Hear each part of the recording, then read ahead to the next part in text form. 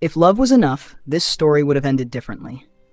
That was the first thought running through Emily Carter's mind as she sat alone in her parked car, staring at her shaking hands. Just one message. Just one stupid message.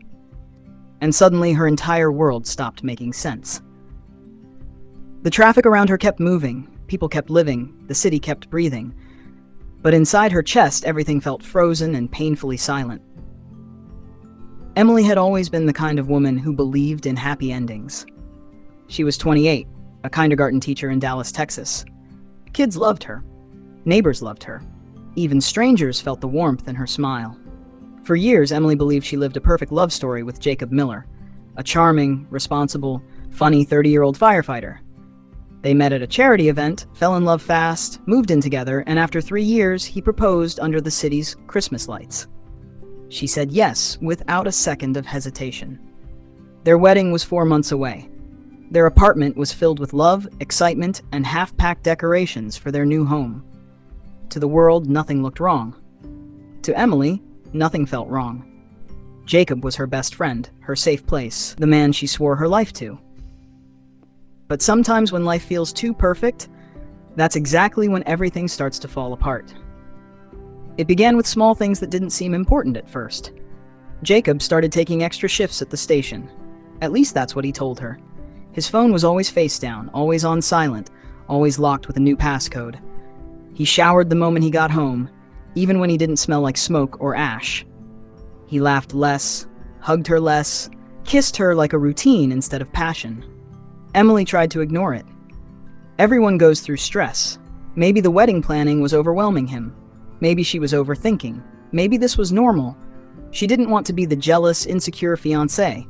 She wanted to trust him the way she always had. But the night everything changed, the truth didn't care about her trust. The clock showed 1:12 a.m. Emily was half asleep, curled into Jacob's chest, when his phone vibrated on the nightstand. She didn't mean to look. She didn't want to. But her eyes opened, and the screen lit up just long enough for her to see the message. "I miss you. Same time tomorrow." The contact name was simply E. Her heart stopped. Her fingers turned cold. She stared at Jacob's sleeping face, peaceful, breathing softly, completely unaware that one tiny sentence had just broken every piece of her world. She didn't wake him.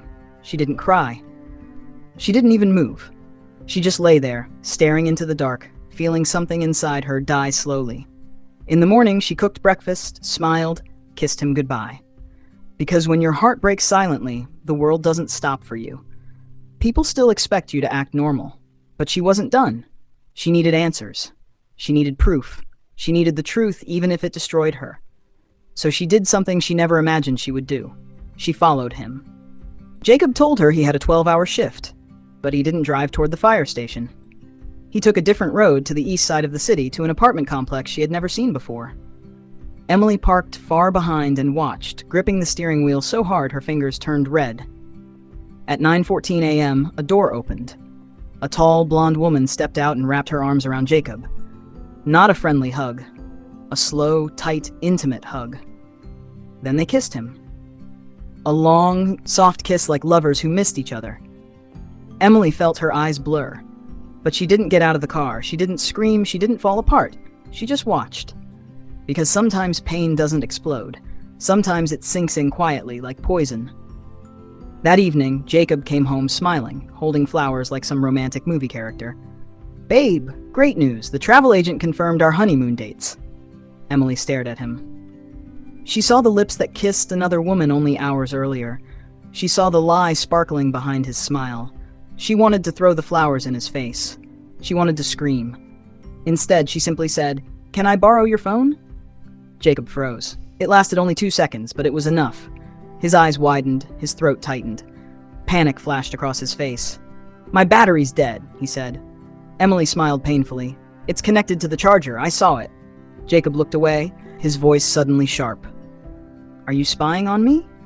Seriously? That's toxic, Emily." For a moment, he made her feel guilty. Like she was the problem, like she was the crazy one, like this was her fault. Gaslighting, manipulation, a cheater's favorite weapon. For 2 weeks, she said nothing. She slept beside him, cooked for him, kissed him, pretended everything was okay. Because the most painful part of betrayal is pretending you don't know it happened. But she wasn't finished. She created a fake Instagram account and messaged the woman. "Hey, do you have a boyfriend?" The woman replied instantly. "Yes, Jacob. We've been together 7 months." "Why?" 7 months. 7 months of lies, excuses, fake shifts, fake smiles, fake I love yous. 7 months of sharing a man who promised her forever. But the worst part? The woman didn't know about Emily. She had no idea Jacob was engaged. Emily's chest tightened. 2 women. Both in love. Both betrayed. Both lied to. So Emily asked the woman to meet her. They sat at a cafe. Yes, the same cafe where Jacob once proposed to her. When the woman walked in, she looked nervous and guilty. But when Emily placed her engagement ring on the table, her face dropped in shock. "He told me he was single," the woman whispered. "He told me he wanted something serious." The 2 women didn't fight.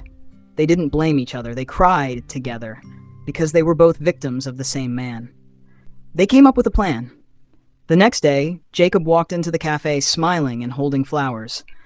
When he saw both women sitting at the same table, his smile disappeared. He stuttered, tried to joke, tried to deny everything, tried to twist the story. But then the other woman pulled out her phone. "I have every screenshot, every call log, every video." Jacob stopped lying. He stopped pretending. And then he said the most disgusting thing Emily had ever heard in her life. "If you were enough, I wouldn't need someone else." Those words didn't just break her heart. They killed something inside her. Emily stood up, walked away, and canceled the wedding the next morning. Flowers, venue, dress, invitations, everything was gone. In a single day, she lost the future she dreamed of. 2 weeks later, Jacob was rushed to the hospital after a fire incident. His burns were serious. He kept asking for Emily, begged the doctors to call her. Said he needed to see her first. And because she was still human, still soft-hearted, still healing, she went. Jacob grabbed her hand with tears in his eyes. "I'm sorry. I swear I'll change. I messed up. I love you. I want to be a better man." For the first time in months, he sounded real, broken, honest.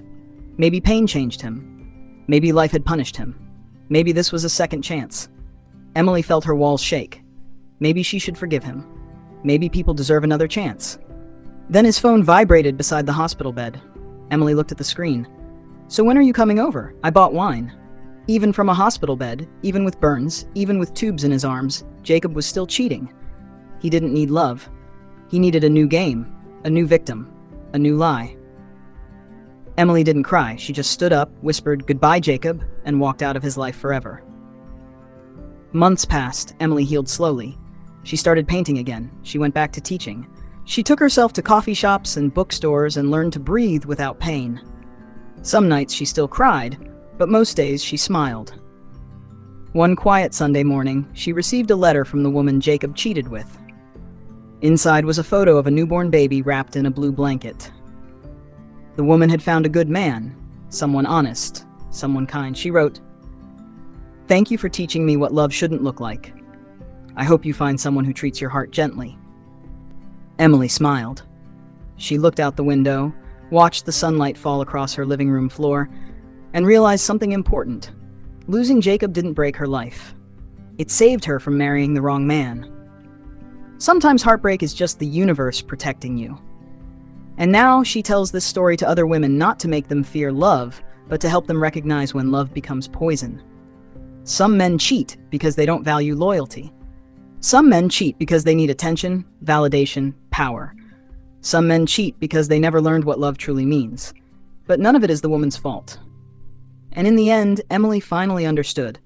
You can forgive someone and still walk away. Because real love never comes with secrets, lies, and hidden phones. So now the question for you is simple.